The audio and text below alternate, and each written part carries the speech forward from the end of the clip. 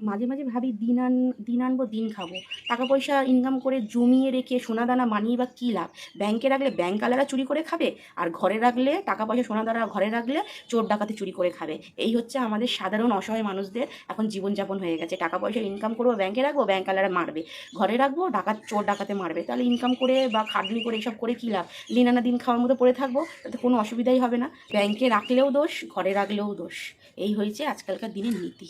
আমাদের মতো সাধারণ মানুষরা কষ্ট পিষ্ট করে ব্যাংকে দুটো টাকা জমাবো বা ঘরে দুটো টাকা জমাবো, তার উপায় নেই। ব্যাংকওয়ালারা কীভাবে খাবে, লুটে পুটে নেবে, তার জন্য একদম পায়ের ওপর পা দিয়ে বসে আছে, আর এদিকে চোর ডাকাতরা সুযোগ খুঁজে বেড়াচ্ছে কী করে ওদের টাকা মারবো। মানে পুরো শেষ।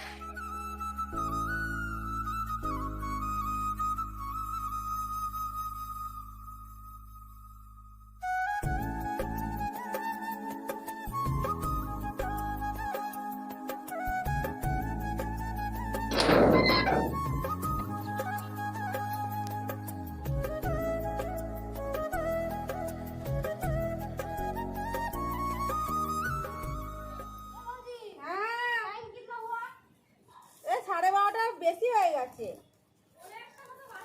তাহলে। তো পাশের বাড়ি দিয়ে এক ননদ কম বোনই বলা যায়। তো জিজ্ঞাসা করছে কটা বাজে বৌদি, সেটাই আমি বললাম ওকে। তো সকালবেলা কালকে বেলা 12টার জলে যে জামাকাপড়গুলো কেচেছিলাম সেগুলো মানে বিকেলবেলা এসে তুলেছি, দেখছি সাথে সাথে ছিল। তো ওগুলো আবার সকালে এসে রোদ্দুরে আমি জামাকাপড়গুলো দিয়ে দিলাম। তো জামাকাপড়গুলো মানে দিয়ে তারপরে আমি আবার তোমাদের কাছে আসছি। হেই বন্ধুরা, welcome back to my channel Priyanka BK Sonar Sangsar. তো আমাদের নামটা কেমন হয়েছে অবশ্যই কমেন্ট করে তোমরা জানাবে। আর আমাদের নতুন নামের নতুন চ্যানেলে তোমাদেরকে সকলকে স্বাগত জানাই। তো আজকে থেকে আমাদের চ্যানেলের নাম বদলে দিয়েছি প্রিয়াঙ্কা বিকে সোনার সংসার। তো আজকে সকালে সেরকম কাজবাজ তোমাদের সাথে শেয়ার করিনি, একেবারে রান্নাঘর থেকে তোমাদের সামনে এসেছি। তো আজকে কী কী রান্না করি সবই তোমাদের দেখাবো। তোমাদের দাদাভাই বলেছিল খিচুড়ি বানাতে, বাট খিচুড়ি আমি বানাইনি। তো কি কি বানাই চলো। তো বন্ধুরা, ভাত আমি বসিয়ে দিয়েছি, আর ওই সাইডে মেটে আলু সিদ্ধ হচ্ছে, আর এইদিকে আমি সজনে ডাঁটা কাটছি। মেটে আলুর তরকারি ভেবেছিলাম চিংড়ি মাছ দিয়ে করবো, বাট না এনে দিলে আমি কোথা দিয়ে করবো। এখন সজনে ডাঁটা করবো আর বাঁধাকপি চচ্চড়ি করবো। বেলা অনেক হয়েছে, তোমার দাদাভাই আজকে এখনো আসেনি, একটা কাজের জন্য গেছে, জানি না কাজটা সাকসেসফুল হবে কি না। তো একটা ব্যাংকের কাজে, মানে ব্যাংক জিনিসটা এমনই জিনিস, পয়সা জমাতেও লাগে ভয়, আবার না জমালেও হয় না, জানো তো বন্ধুরা। মানে এলআইসি অফিস বেশি করে, মানে এক চিন্তায়, মানে একটা চিন্তা নিয়ে টাকা জমাই আর এক চিন্তা নিয়ে তুলি, কিন্তু নিজেদের টাকা নিজেরা টাইম মতো তুলি, মানে নিজেদের টাকা নিজেরাই পাবো না, একটা টাইমে পাই না দরকারের সময়। তারপরে কত ফ্যাচাং, কত দৌড়াদৌড়ি ঝাপাঝাপি করতে হয়। অসুবিধা তো মানুষের যখন তখন চলে আসতেই পারে বলো। সেই অসুবিধার টাইমে এই পয়সা কেটে নেবে, ওই পয়সা কেটে নেবে, এত কষ্টের পয়সা যদি কেটেই নেয় তাহলে আর আমাদের লাভ কি ব্যাংকে পয়সা জমানো বলো তো। সেই নিয়ে একটু ছোটাছুটি করছে তোমার দাদাভাই। আমি জানি না সাকসেসফুল হয়েছে কিনা বা হবে কিনা, কি বলবে ব্যাংক থেকে। তো তোমাদের দাদাভাই গেছে আজকে, ওই টেনশনে দুদিন ধরে ভিডিও করতে পারছে না। আজকেও বলছিল যে আমি করবো, কিন্তু আমি করতে পারছি না। দেখা যাক ব্যাংক থেকে কি বলে। তো তোমাদের জানাবো তোমার দাদাভাই আসলে যে সাকসেসফুল, ও যেই কাজটার জন্য গেছে সেই কাজটা সাকসেসফুল হয়েছে কিনা। তো আর বক বক করবো না, তো চলো রান্না বান্নাটা করি তাড়াহুড়ো করে। তো এইদিকে আমি সজনেটা কাটছি, ওইদিকে বাইরে দেখছি ওই শাড়ি জামা কাপড় দিলে বাসন দেয় সেই লোকটা এসছে। অনেক জামা কাপড় জমে গেছিলো, ভেবেছিলাম গরিব মানুষদের দিয়ে দেবো। অনেক জামা কাপড় আমি একে তাকে দিয়ে দিই, অনেক সময় মোছামুছির কাজে লাগিয়ে দিই, কিন্তু অনেকটাই জমে গেছিলো। সেগুলো কি করব, ওইগুলো দিয়ে কি নিয়েছি তোমরা দেখো। প্রচুর বেশি ছিল, ভেবেছিলাম কাউকে দান করে দেবো। আমি এটা ইউটিউবে ছেড়েও ছিলাম, বাট ভিডিওটা হয়তো কারোর কাছে যায়নি, তাই কোনো রিয়াকশন পাইনি। তো সেই জামা কাপড় দিয়ে এই দুটো থালা গামলা নিলাম, তা আবার 200 টাকা দিতে হয়েছে। ক্যাডবেরি 200 টাকা দিতে হয়েছে।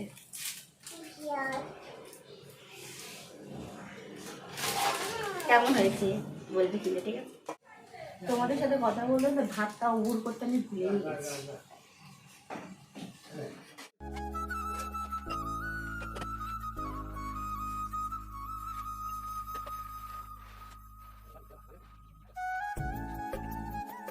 তাকাও, কি করছো? পুরো ঘেমে গেছো তো, চলে আসো। এই যে বাপি, ও বাপি, হাই ফ্রেন্ডস করে দাও। এই দেখো, তাকাও, ফ্রেন্ডরা দেখতে পাচ্ছে। এই দেখো, হাই ফ্রেন্ডস করে কে দাও। কার কথা শোনে, ও ওর খেলাতে আরে, মগ্ন হয়ে রয়েছে। তো বাবা কালকে কটা গাছ থেকে ডাঁটা পেড়ে নিয়ে এসেছিলো, সেই ডাঁটা দিয়ে আলু দিয়ে একটু চচ্চড়ি করছি। তো তাড়াতাড়ি করে রান্নাটা করে নিই। আর কী কী রান্না করেছি অবশ্যই তোমাদের দেখাবো, অনেকটাই বেলা হয়ে গেছে। তো রান্না ঠান্না করে আমি আবার আসছি। তো মেয়ে তো স্নান করতে আসবে না, বাইরে বসে বসে গাড়ি নিয়ে খেলা করছিল, আমি জোর জবরদস্তি নিয়ে এসেছি। তো ওকে স্নান করিয়ে দিয়ে আবার আসছি। ভালো আছো? বলো আমার নাই নাই হয়ে গেছে। বলো বলো বলো আমার নাই নাই হয়ে গেছে বলো। তো মেয়েকে এখানে ওষুধ খাওয়াতে চলে এসেছি দুপুরবেলার, মুছে টুছে ওষুধ খাওয়াতে খাওয়াতে হঠাৎ আমার আলমারির দিকে নজর পড়েছে। আলমারি এদিকে বন্ধ, এদিকে আমি তালা চাবি মারিনি, মানে একদম মানে কি অবস্থা। তো তাড়াহুড়ো করে গিয়ে আমি আলমারিতে আবার তালা চাবি মারলাম, নাহলে ওরকমই ছেড়ে দিতাম। এই ভুলটা আমার মাঝে মাঝে এখন হয়ে যাচ্ছে যে মানে আলমারি বন্ধ করি, গেটে লক করি, কিন্তু এদিকে তালা চাবি মারি না। না কি করছি আমি নিজেও জানি না। তোকে ওষুধটা খাইয়ে দিয়ে আমি তালা চাবিটা মারলাম। তো রান্না করব, তারপরে আবার নিজে স্নান করব। তো স্নান করতে করতে তোমরা দাদাভাইও চলে এসেছে, কি হয়েছে সেসব জিজ্ঞাসা করছি, তোমরাও শোনো। হ্যাঁ হবে, কেটে ফুটে যাবে। হ্যাঁ তো আজকে রান্না করেছি এই যে মেটো আলু মেখেছি সর্ষে দিয়ে ডাঁটা আলুর তরকারি করেছি, ভাত তো রয়েইছে, আর এদিকে বাঁধাকপির চচ্চড়ি করেছি। তো এইটা হলো আজকের রান্না আমাদের। তোমাদের দাদাভাই এসে বলছে যে চলো মেয়েটার চুলটা কেটে নিয়ে আসি। তো মেয়েটার চুলটা কাটতে যাব, আর শু পড়তে হবে না। আর তোমাদের দাদাভাইয়ের মুখটা দেখেও মনে হচ্ছে কিছু একটা ঠিক নেই। তো দেখা যাক কি হয়েছে, আমি এখনো শুনিনি কি হয়েছে, তো শুনে তোমাদের আর বলছি। সেলুনের দোকানে গিয়ে দেখি সেলুনে যে মানে চুল কাটে সে ছিল না। তো আমরা আবার বাড়িতে ফিরে আসছি, বাড়িতে গিয়ে আবার তোমাদের সাথে কথা হচ্ছে। তো আমরা না খেয়ে দিয়ে গেছিলাম, তো দুপুরে খাওয়াটা খেতে বসে পড়েছি। আর ওদিকে তোমাদের দাদাভাই আর মেয়ে ল্যাদ খাচ্ছে, এরা বাপ আর মেয়ে যেখানে যখনই যেখানে টাইম পাবে ল্যাদ খেতে বসে পড়বে। আর আমরা দুজনে মিলে ওই ব্যাংকেরই কথাবার্তা বলছিলাম, তো সেগুলো তোমাদের সাথে মানে শেয়ার করলাম না, আমি পরে বলছি। আমারও খাওয়া হয়ে গেছে, মেয়ের এখনো খাওয়াইনি। ওকে খাওয়াতে খাওয়াতে আমার হাত পুরো শুকিয়ে একদম কাঠ হয়ে গেছে। তো দেখি কখন ওর খাওয়াটা শেষ হয়। দেখো এখনো খাওয়া সেই যে, মানে কি বলবো, ওকে খাওয়াতে খাওয়াতে মনে হয় আমার খাবারই হজম হয়ে যায়। এক দফা খাবার হজম হয়ে যায়, মানে এক দফা দিলে আমি আবার খাবো। এই হচ্ছে আমার কাজ। মানে সকাল বিকেল দুপুর ওই একই রুটিন। খাওয়া নিয়ে ঝামেলা, ঘুমানো নিয়ে ঝামেলা, স্নান করা নিয়ে ঝামেলা, মানে দেখতে পাচ্ছ কত ঝামেলার মধ্যেও আমরা, মানে আমাদের মতো গৃহবধূরা এরকম বাচ্চা নিয়ে এত কষ্ট করার পরেও সংসারে এত কাজকর্ম থাকে, তারপরে রান্না বান্না, তারপরে এডিটিং করা, ভিডিও করা, মানে সব কিছু করে দিই। কারণ হচ্ছে আমরা নিজেকে একটা জায়গায় প্রতিষ্ঠিত করতে চাই, তার জন্য এতটা কষ্ট করা। সেইটা শুধু তোমরা ছাড়া কেউ মানে আমাদেরকে প্রতিষ্ঠিত করতে পারো না।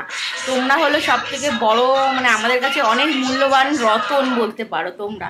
তো তোমরা যদি একটু আমাদের দিকে তাকাও, তো আমরা অনেক কিছু করতে পারি। আমার এঁটো হাতে নিয়ে আমি ফোন টিপবো। একটা লাইক কমেন্ট আমাদের জন্য প্রচুর প্রচুর প্রচুর মূল্যবান। তো প্লিজ, এতটা কষ্ট করছি তোমাদের দেখাচ্ছি, তারপরে একটা লাইক কমেন্ট তো অবশ্যই তোমরা দিতে পারো। তো একটা লাইক কমেন্ট অবশ্যই করে দিও। তো ভিডিওটা আমি শেষ করছি, তার আগে একটু ওকে খাইয়ে নিই, তারপরে আবার আসছি। তো বন্ধুরা, ভিডিওটা শেষ করার জন্য ছাদে আসলাম, জামা কাপড়গুলোও তুলবো, যেগুলো সকালবেলা ওই নিচে মেলে রেখে গেছিলাম। তো আজকে আর তোমাদের দাদাভাইকে দেখতে পাবে না ব্লগে, তোমাদের দাদাভাই ঘরে ঘুমাচ্ছে, আর আমিও ডাকিনি, মেয়েটাকেও ঘুম পাড়িয়েছি। আমিও একটু শুয়ে ফোনটা নিয়ে টেপাটেপি করেছি, আমি একটু শুয়ে ফোনটা নিয়ে একটু ঘাটাঘাটি করছিলাম, ঘুমাইনি। তো বেলা অনেকটাই হয়ে গেছে, এখন 5:45 মতো বাজছে। তো ভাবলাম ব্লগটা গিয়ে শেষ করি। তো তোমাদের দাদাভাইকে আর ডাকিনি, ওর মন মেজাজটা খুবই খারাপ। মানে এরাই পারে, মানে গরিব মানুষ, অসহায় মানুষের টাকা কি করে মারবে বা কি করে কিভাবে গলা কাটবে, এরা সব থেকে ভালো পারে। তোমাদের তো বললাম তোমার দাদাভাই এলআইসি অফিসে গেছে, কি বলেছে আমি পরে আমাকে বললো মেয়েকে ওই চুল কাটতে নিয়ে গেছিলাম, সেলুনের দোকানটা মানে খোলা ছিল, কিন্তু যে কাটে মানে সবাই তো আর বাচ্চাদের চুল কাটতে পারে না, তো যার কাছ দিয়ে কাটাই সে ছিল না, বললো বিকেল 5টার সময় আসো, দেখি 5টার সময় যদি নিয়ে যেতে পারে তো যাবো, নাহলে আবার কালকে।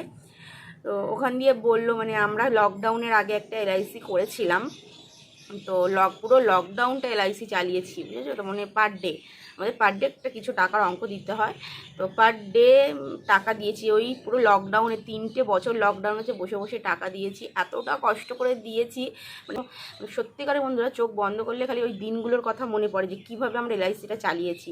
তো এখন মানে এই মুহূর্তে আমি তো কালকের ভিডিও তো বলেছি আর এমনিটাও আমিও বলি যে আমাদের মাথার ওপরে কেউ নেই যে আমাদের পাশে এসে দাঁড়াবে বা আমাদেরকে একটু সাহায্য করবে বা আমাদেরকে ভালো বুদ্ধি দেবে বা আমাদেরকে একটু সান্ত্বনা দেবে, এরকম কেউ নেই, যা করি আমরা দুজনে মিলেই করি।